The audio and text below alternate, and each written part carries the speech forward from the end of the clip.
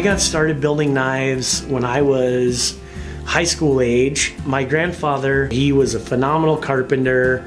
He was an amazing fabricator, had a fabrication shop, and was a very talented welder. I became like his little shadow pretty early on. Of course, they lived in Colorado and we lived in Montana, and so when I was away from him, it was always an opportunity for me to try and replicate whatever I had learned hanging out with him in the summer. Blacksmithing was something that I really was drawn to right away. I remember my first knife was with him, and it was out of a railroad spike. Really the thing that I think was the most pivotal in launching my knife company was we were going through this dairy barn that my great-grandfather had built, and I found an antique farrier rasp.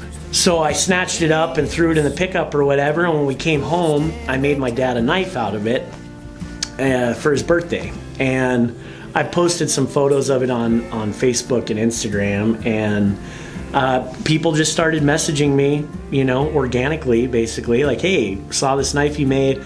Is there any way that you would make one for me? And I thought that was kind of the thing, Instagram, Facebook, whatever.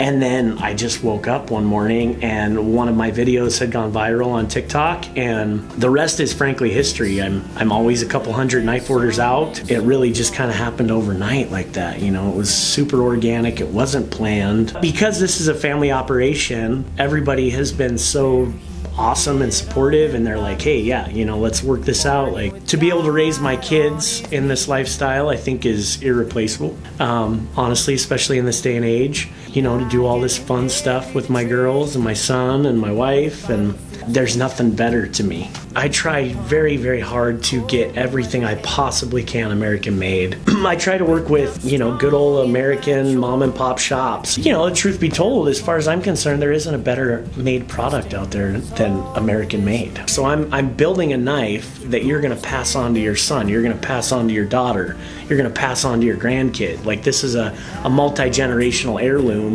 And I can't do that without utilizing the best materials possible. If you order a knife from Stetson Forge, from the time you place your order, everything is handled, the communication, the whole process is handled completely by these two hands. So I build every knife myself. When it comes to my customers, I don't want anybody touching my knives. If there is something wrong with a knife, I've got to be able to blame myself. And I'm the one that's got to remedy it anyway, so I want to ensure that every part of the process is done in such a way that there are no mistakes. By offering a lifetime warranty for every purchase, that's me telling the customer that I've put everything humanly and scientifically possible into these knives to ensure that they're gonna last. I do a lot of hand sanding. For me, that's my quality control. That's my opportunity to really look the knife over, front to back, down the spine, all of it. Like, people, once they receive the knife, they reach out to me and they say, okay, like, I don't even want to use this thing. And I tell them, look, man, these things they're made to get dirty while looking pretty. Right? Well, I'll sit here and stare at that bottle he left on the wall,